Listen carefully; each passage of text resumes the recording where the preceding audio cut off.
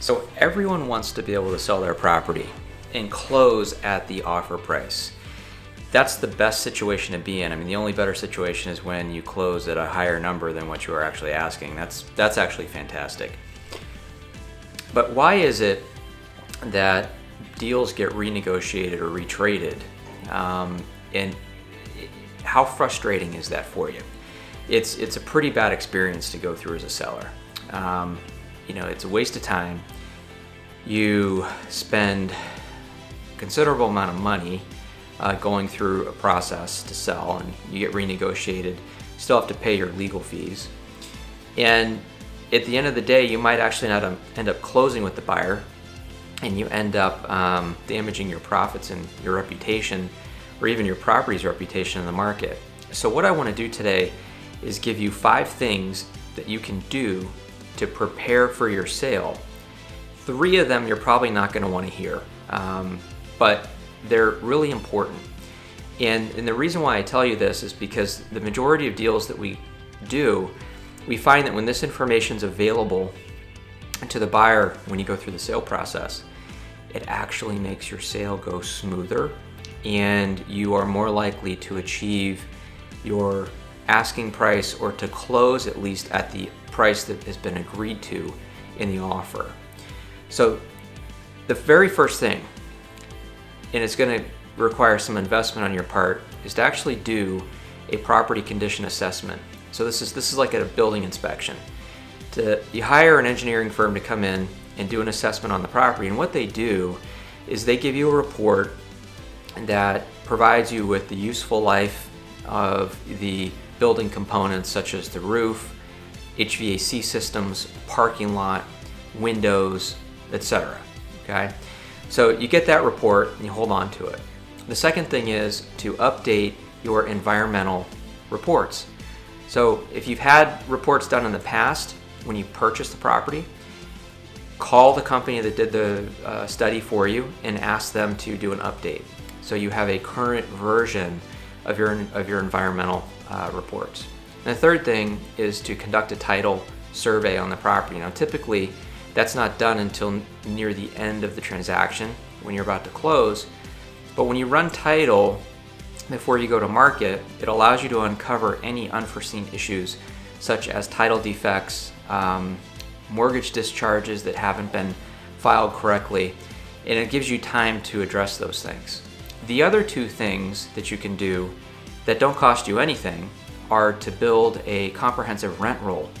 And what I mean by that is a rent roll that provides not just a list of the tenants in the property, but it provides a schedule of their rents over the term that they're signed for, a description of the options that they have in their leases, a description of the operating expense reimbursables, how those are structured, and a description of any exclusivity that they might have within the property. The second thing is to pull the prior 3 years of operating expenses.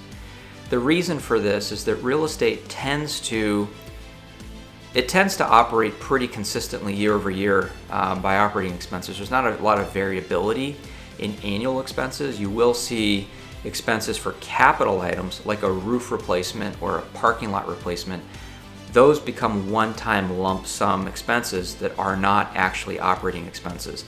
Those are capital expenditures. It's good to keep those on a separate document so you have a summary of the history of capital expenditures. But the 5 most important things are that property condition assessment, the environmental study, the title survey, comprehensive rent roll, and your prior 3 years of operating expenses.